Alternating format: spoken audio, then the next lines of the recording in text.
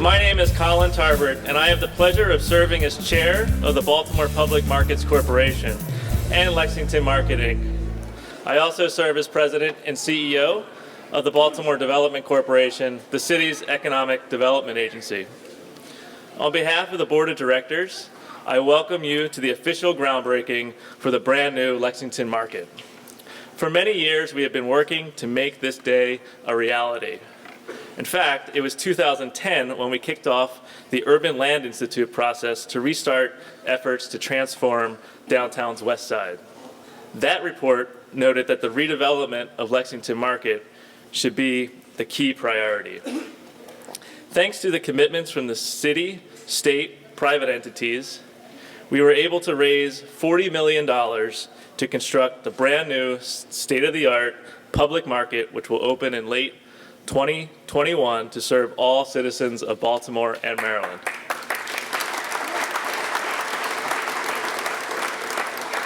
The revitalization of Lexington Market will be an important catalyst for economic development and investment in downtown Baltimore.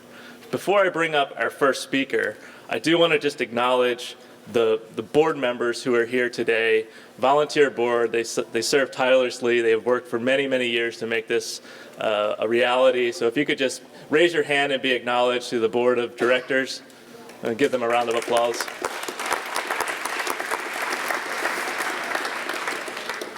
This project required tremendous support from many partners. From its inception, the state of Maryland has been an important partner in this project. Together, the Governor's Office, the General Assembly, the Maryland Department of General Services, the Maryland Department of Housing and Community Development have committed more than $9 million to support this project. This would not be possible without the leadership of our first speaker. I am pleased to welcome Governor Larry Hogan.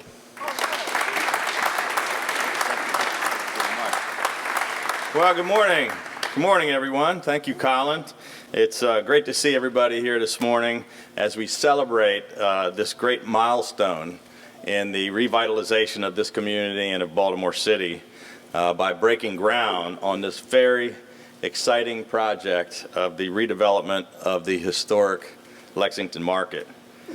Founded in 1782, the Lexington Market is America's longest operating public market.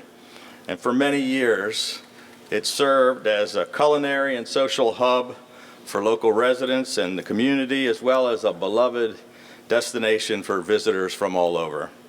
But sadly, over the past 50 years, the market itself and the area surrounding the market experienced significant decline, economic disinvestment, which had affected the ability to respond to the needs of the city's diverse communities and residents.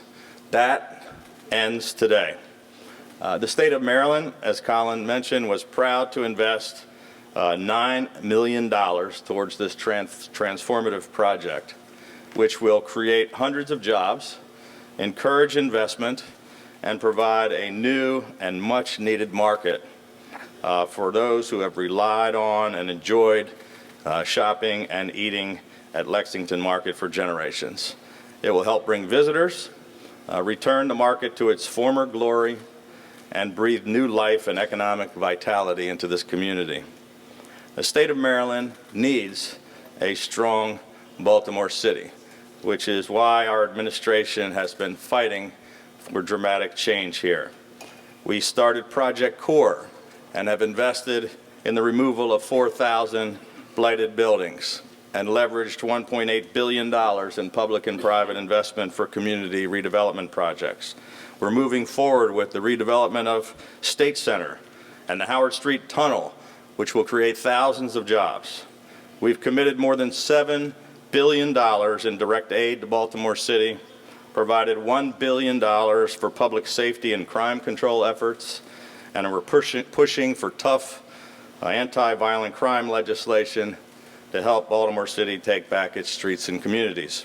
We've committed an historic $5.74 billion directly to fund K through 12 education in the city, $4.1 billion in Baltimore City transit and transportation, more than any other jurisdiction in the state.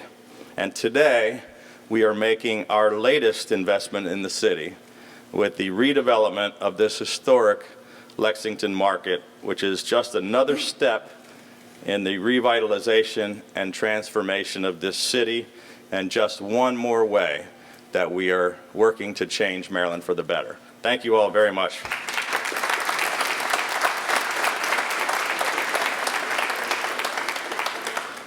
And thank you, Governor Hogan. Of course, another key partner in this project is the City of Baltimore. Throughout this process, Mayor Young has been a fantastic supporter of this project as City Council President and now as Mayor. He has made sure this project has had the resource behind it to make it successful. He is a firm supporter and a frequent customer of the public markets. Please welcome Mayor Bernard C. Jack Young. Thank you, Colin, and good morning. First, I'd like to acknowledge all of the elected officials that are here today. You heard from Governor Larry Hogan, Secretary Ken Holt, Comptroller Joan Pratt, Council President Brandon Scott, Councilman Eric Costello. This is a great day for the City of Baltimore and the state of Maryland, and it would not be possible without the support from Governor Hogan and the Maryland General Assembly. The historic Lexington Market was founded in 1782 and is the longest continuously operating public market in America. This market is literally almost as old as Baltimore itself. We're here today to celebrate phase one of the redevelopment. We are constructing a new 61,000 square feet building on the existing surface lot called the South Market. And important to the residents and vendors, at no point during construction will the East Market be closed to the public.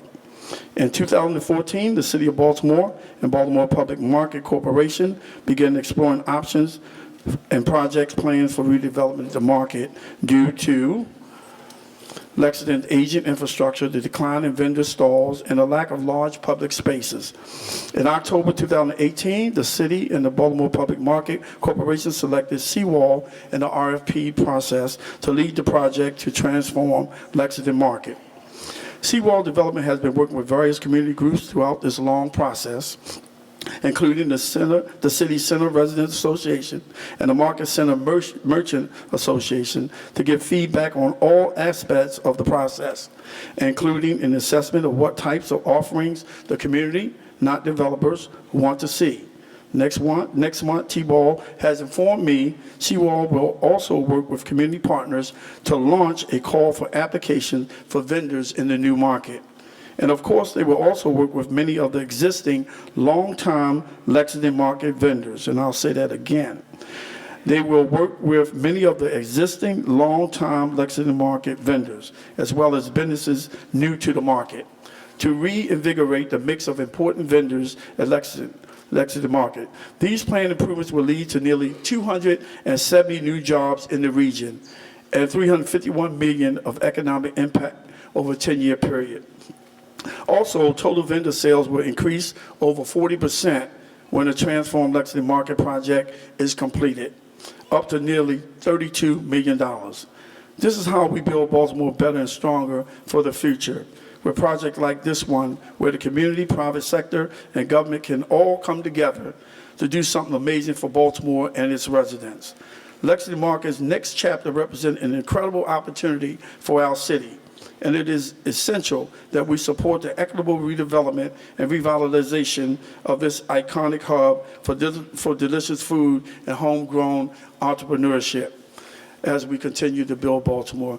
Again, I want to thank the governor for his support, the Maryland General Assembly, and especially all of you who have come here to make sure that this development is one that we all can be proud of, and where the citizens of Baltimore will be proud of, where we can have those tourist buses rolling back up here with all of those visitors from around the country to visit the world-renowned Lexington Market. Again, thank you for this opportunity.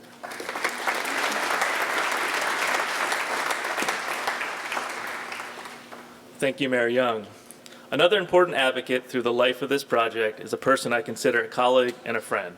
He works nonstop to ensure the progress of the 11th District. I welcome to the podium Councilman Eric Costello. Thank you, Colin. I'm so excited to be here today. First and foremost, I want to thank Governor Hogan and Mayor Jack Young. Without your direct hands-on support, today wouldn't be possible. And as both the governor and the mayor pointed out, this is the country's longest continuously operating market of 238 years. And today's announcement guarantees that this market's going to continue to operate for another 100 years right here on downtown's west side. So I think that's something we should all applaud. Thank you to Tebow and the team. Thank you to everyone else who's here. I'd like to also thank two other people.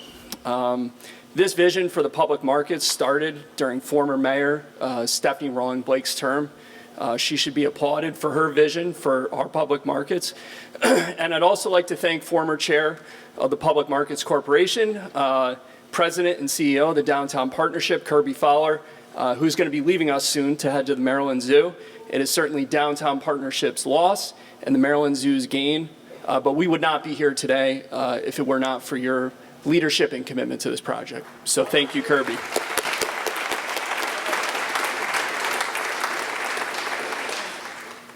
Great, thank you, Councilman Costello.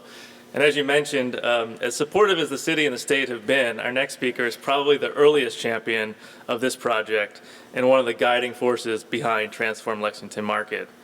As the councilman said, it's bittersweet since Kirby will soon be leaving the Downtown Partnership to lead the Maryland Zoo, but he leaves behind a legacy of important downtown projects, and this may be the capstone. I welcome President of the Downtown Partnership, Kirby Fowler. Thank you, Colin. And Colin, you've been an extraordinary leader of public markets as well as BDC, but thank you. You've got a great future ahead of you and also a great past behind you. Thank you. So after nearly a decade, we are finally here. Like every development project, there's been some bumps along the way, but it's going to lead to a beautiful future. In 2013 or 2014, I was sitting next to Calliope Parthemus, the deputy mayor for Mayor Stephanie Rawlings Blake, at a Lexington Market board meeting.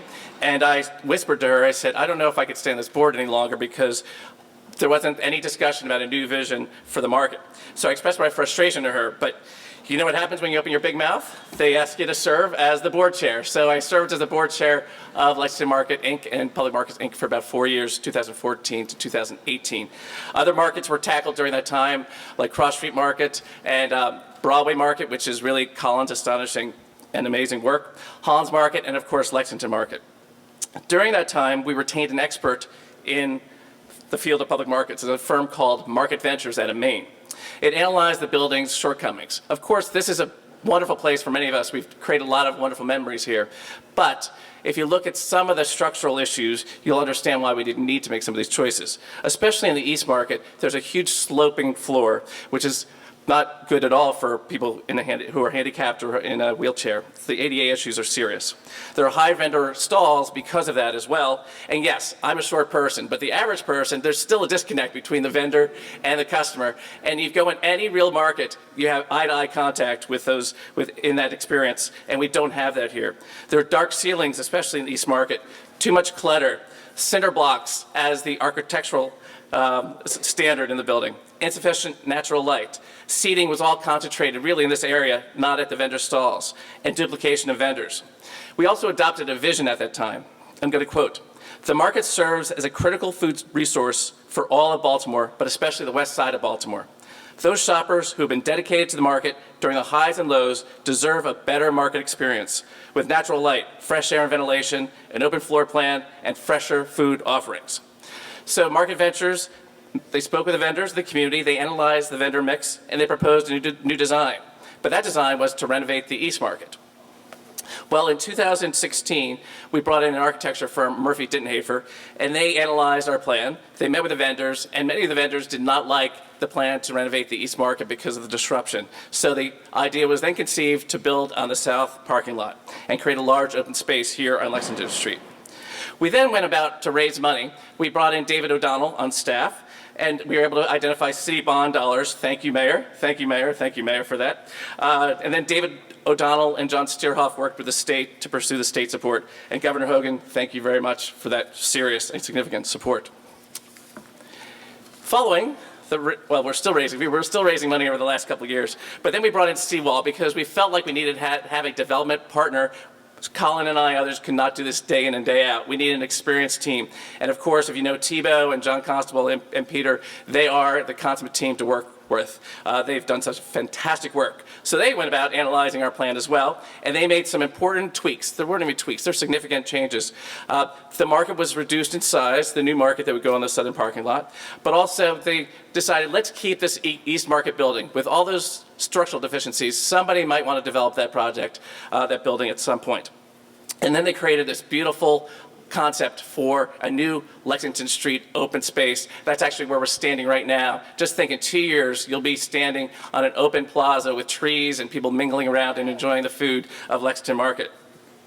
But probably the most important thing was then Colin said yes to becoming board chair in 2018, and he's done great, wonderful work since then. He brought to fruition a new and revitalized Broadway Market, but then he worked with Seawall to ensure that the funds were in place for New Lexington Market with new markets tax credits and conventional borrowing. And then, of course, they closed on financing just in December, I believe. I've continued to stay involved with some of the construction work, but it's really been Seawall taking the lead since 2018. Now, Downtown Partnership is not just behind the scenes with regard to the project. We are also a funder, not like the state or city, but we are a funder. We are putting resources into this plaza that will be going here in Lexington Street. So the impact on downtown will be substantial. This will help us to expand the core downtown to connect with the University of Maryland. You'll already see some development happening, which we haven't seen for decades, a decade. Lexington Market will be the catalyst that connects all this together. And this growth isn't accidental. It happened because of the support of so many in the community. The property owners, the businesses, the residents in the immediate area who are members and stakeholders of the Downtown Partnership. My old boss, Jay Perman, and Dr. Bruce Darrell, the University of Maryland, Baltimore. The Downtown Partnership staff who worked on charrettes and planning and fundraising during the past 7 or 8 years, as well as the clean and safe teams that are out here every day trying to make the area look better. Krista Mitchell and Judson Kerr of the Market Center Merchants Association. Emily Ryder of the Bromo Arts District. Of course, Robert Thomas and the Lexington Market staff, Benice, Stacy, and David. They need a round of applause for their work and their flexibility. Thank you, Robert and team. And then the board of Lexington Market, but I'd just like to identify a few people. Steve Krause, I don't know if you're here, but he was the prior board chair, but he also was a secret weapon moving forward through this process. And then 2 new board members, Josh Neiman and Josh Pizzolo, who are on our building committee. Of course, Mayor Young, we've already said it before, we won't be here without you. I can tell you, for years he's been calling me up about issues in the neighborhood, so it's not just new. He's been committed to this area for a very, very long time. Councilman Costello, a great, great friend. I'm going to miss working with you. Can you expand your district up to the zoo? We'll talk about that later. And then Governor Hogan, again, thank you very much. Secretaries Holt and Churchill, and I believe Secretary Schultz is here as well. Our great state senator, I don't know if he's here, Antonio Hayes, but he's kept us focused on the community all throughout the process. And finally, thank you to the New Markets Tax Credit investors, Sinair, Enterprise Community Investment, Harbor Bank, and U.S. Bank CDC, and then Fulton Bank for providing the loan. Because of all this support, this $40 million project will only cost the market $10 million. In closing, people respond positively to a positive surrounding. If there's a lack of investment, they will feel it. After 70 years, we deserve a better Lexington Market, and this project will deliver it. Thank you very much.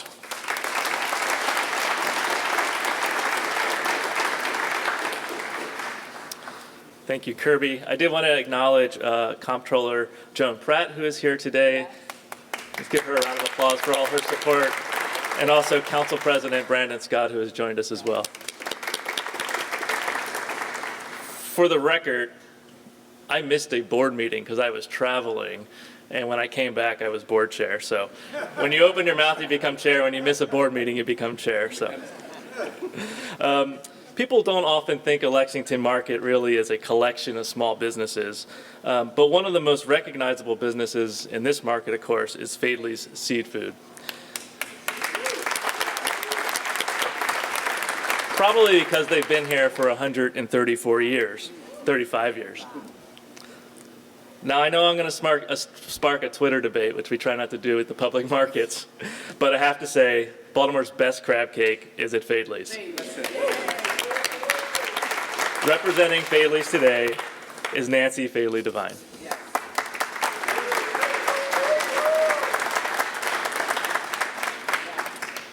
This is my third groundbreaking. I guess I'm ancient, but it's been our pleasure to be here all these many years. So I'm going to just take you down a little bit of and refresh people's memory about Fadley's and how it got started. Lexington Market was the first farm to table. It's not a new idea. We were doing it in the beginning. My grandfather arrived from Pennsylvania in 1886 and opened Fadley Seafood. He then had a partner. Many years later, my mom and dad opened under John Fadley because my dad's name was, my grandfather's partner was no longer a partner. My grandfather had bought him out, and so we changed the business to John W. Fadley. I spent many years as a teenager helping my parents. They were the first ones to come into this market. My grandfather, of course, was an outside market. It was cold, was difficult, but he did have a little office that I was able to go visit as a small child. And I remember sitting on barrels of terrapin. Terrapin was a Maryland delicacy. He carried all kinds of game and Chesapeake Bay seafood. When we came into this market, there wasn't any cooked food. It was all small businessmen, and it was divided up into sections. There were the meat vendors, there was the produce, poultry in certain sections. That's why you saw some of the signs showing you where they were located. The seafood section is where Fadley's is today. We were the only family that came back into Lexington Market. So we're very proud to have been a part of Lexington Market all of these years. My father started as the only one in the seafood section. Nobody came back. So we grew like Topsy, and we kept growing. Then I guess my dad, because there wasn't any cooked food, would start with a small little fry pan and make himself a fish sandwich. And his customers would come and say, "Hey, John, that smells awfully good. How about making me one of those?" So Daddy said, it's time to start cooking. So that's when we started the Fadley's cooked food operation. And we were famous for fish sandwiches. And on Fridays, when St. Jude's left out across the street, we had lines around the block to eat fish sandwiches. And that's how the Fadley name really grew back then, because of its cooked fish sandwiches. In 1987, I decided to make a gourmet crab cake. And I thought, I'm not going to be able to sell it. It's going to be too expensive because I want to use the best crab meat. Maryland crab meat, jumbo lump Maryland crab meat. So I designed 6 crab cakes. Next day, I sold 12. All of a sudden, I was out selling the regular normal crab cake that everybody was used to, a lovely crab cake patty that we sold many of, but everybody was coming for the jumbo lump. In 1992, GQ magazine gave me the Golden Dish Award for one of the 10 best dishes of the year. And then things started to happen. And it's been just a wonderful time for me. Mayor Schaefer, Governor Schaefer sent me to Europe for almost 10 years. I put on parties to try to get people to come, and I baited them with the Maryland crab cake. We took Maryland steamed crabs. I steamed them there, and I took everything from here, because I didn't want it mistaken for anybody else's food It was Maryland crab cakes, Maryland crabs, Maryland crab soup. I was able to cook in their kitchens, and I cooked in many kitchens. I was asked by TV Guide Europe to please put on Crab Feast on the River Mine. We put a few crabs in, but we don't think they survived. But it was a magnificent time because Governor Schaefer at that time frame was trying to initiate the BWI international part of our airport. And he was very, very successful. So he sent me with the crabs. It was great fun. I enjoyed every bit of our time here, and we're looking to continue. We probably could have gone a million places. We were invited over and over. Please come to New York. Please come to Washington. Please come here. But we stayed loyal. And we're going to continue to stay loyal because I have daughters who are going to continue and a grandson somewhere.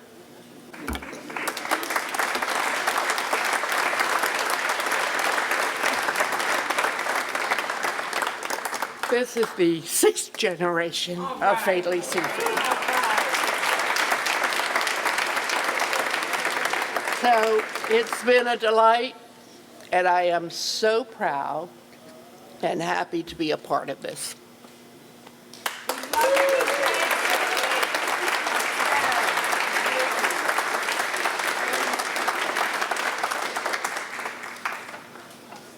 Thank you so much, Nancy, and to your whole family. We're so appreciative, and we look forward to another 135 years. I now want to bring up the person, sometimes usually behind the scenes, but he's been leading the market here for many, many years. He's a proud Baltimore lifelong resident of West Baltimore, specifically Upton. And so I want to introduce you to the Lexington Market Executive Director, Robert Thomas.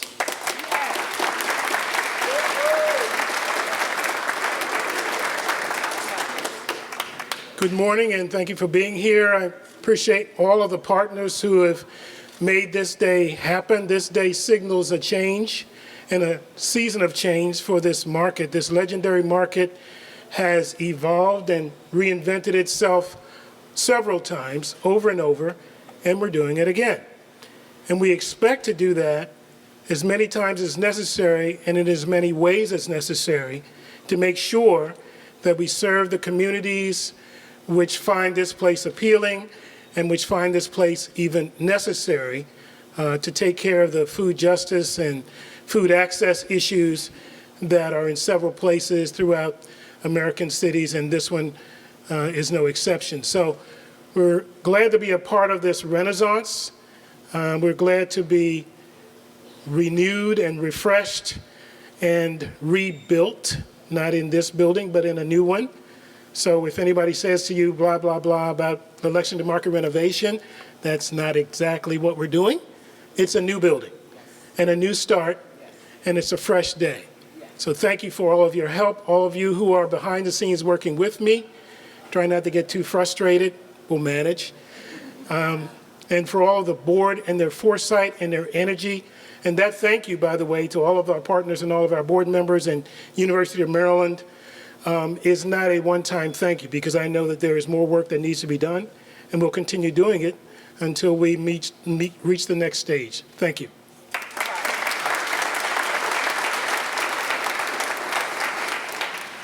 Great, thank you, Robert.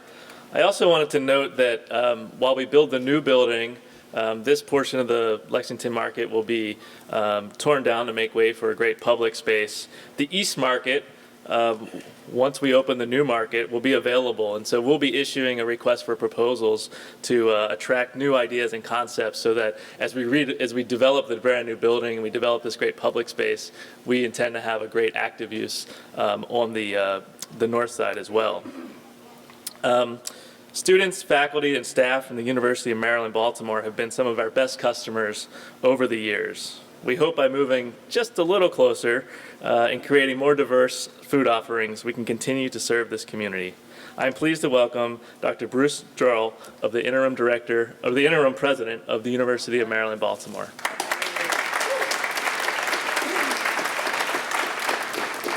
Thank you. Mrs. Devine, or should I say Fadley, I loved your...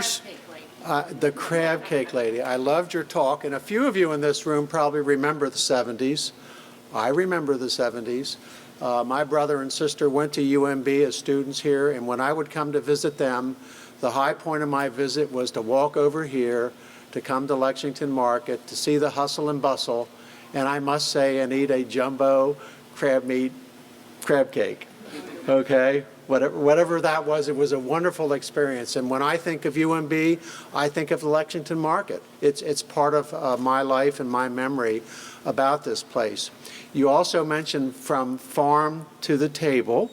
And if you look around in this room, you'll look up in the sort of overhang, you see a whole bunch of labels. And these are labels from the state of Maryland, many of them on the Eastern Shore, many of them farmers or seafood people. I have to tell you that I know quite a few of the people who are on these labels because I was in that business on the Eastern Shore as well. And so I can point out, oh, I remember them from Dover Tomatoes, or I remember the Federalsburg one here, et cetera. So you can see Lexington Market played a key role, obviously, in the state as well. So I'm speaking really on behalf of UMB now, and I'm pleased to say that we're pleased to be a part of this rebirth. Now, this rebirth will be special, but I want to point to this picture over here because you notice not only the Lexington Market, but you notice development around it. And this will not be successful if it's an island. It cannot be an island. It has to involve the community. It has to have new development, and I'm pleased to say that UMB is very committed to that development as well. And let me give you kind of the idea that we're working with. You all think of UMB as the South, what we call now the South Campus, which is the University Hospital, a number of the schools, the plaza, that whole area. But we envision UMB as having two additional parts to its campus. One you already know well, and that's the biopark across Martin Luther King Jr. Boulevard. We see that as a very important part of our community efforts and our community campus. We also see this part, that is Lexington Market, and right down Lexington Street as being a key part of our North Campus. We already have several buildings here, but we hope to see other parts of our student and faculty programs be up here so that student, faculty, and staff, it'll be easy for them to walk across the street to Lexington Market and have one of those jumbo crab cakes. So I look forward to that time. I also will like to thank two people who are here from UMB. We have our Chief of Police over there, Chief Carey with Lexi. And we're very pleased to be partnering with the local police here to make this a safer and better place for people to visit. And also somewhere in here is Jim Hughes, who has represented UMB. There he is. And so active in the development of this area. So, Mr. Governor, Mr. Mayor, all of those of you here, thank you for doing this. Thank you for doing this in our backyard. We won't let you down. We'll make this a success. So thank you very much.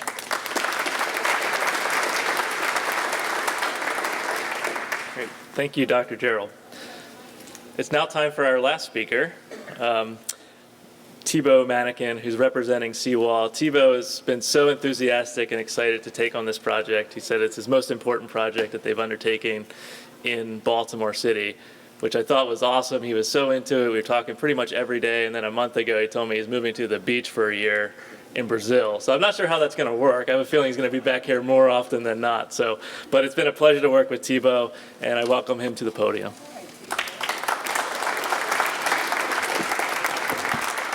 That was a bit of a secret between us, Colin. Thank you, guys, and good morning. This is an incredible day. I really want to start off by pointing out and singling out Governor Hogan and Mayor Young for your incredible leadership and unwavering support of this project. As has been said numerous times, this has been a long time in the making, and both the city and state have been chipping away at this for quite some time. Over the last 2 years, as Seawall has become intimately involved in it, there have been many bumps and go, no-go decisions that have come across our desks. And neither one of you flinched at any of the hard decisions, the additional capital that had to get put in. Secretary Holt and Secretary Churchill, you guys have been heroic every step of the way, too. We are not sitting here today if you guys hadn't been the willing and able partners in your commitment to this iconic project. So thank you both so much. We also want to take a moment to thank the team, the design team led by BCT Architects and the construction team led by Southway Builders. We asked them to do something that architects don't do very well, which was to set aside their egos. That this was not their project to design. This project was to be designed by the citizens of Baltimore. And over the last year and a half, as we went into community and we listened deeply to what people wanted if a new building was to be built, time and again we heard that they wanted the new building to have some sort of a nod to the beautiful history of the past, of what Lexington used to be.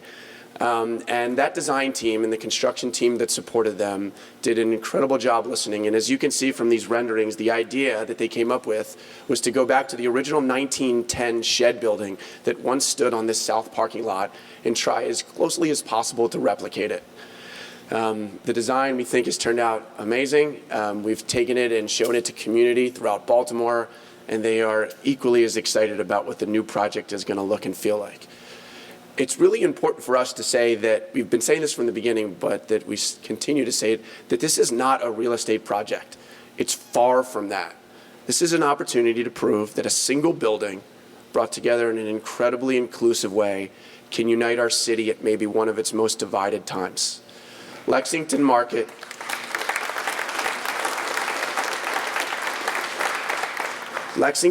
is a melting pot. It always has been.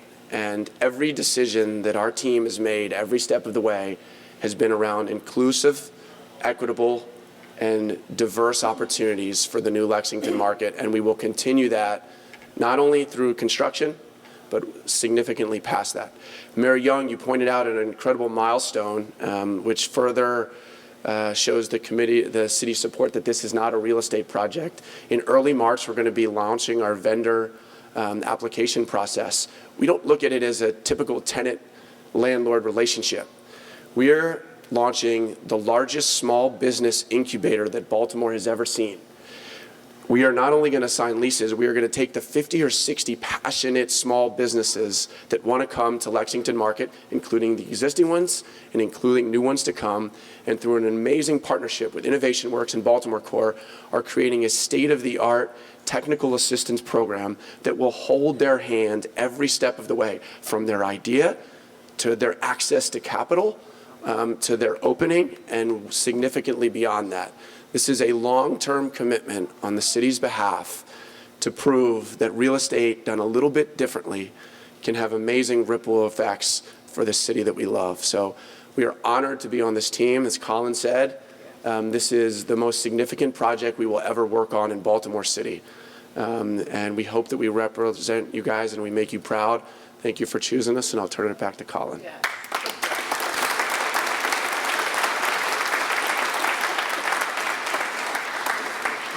Well, I'd like to thank all of you for coming out today. I'd like to thank all of our speakers, especially our elected officials, for being here. This concludes the speaking portion of the program, but we are going to head outside to my left through the doors to do the ceremonial groundbreaking. Thank you, everybody. 3, 2, 1.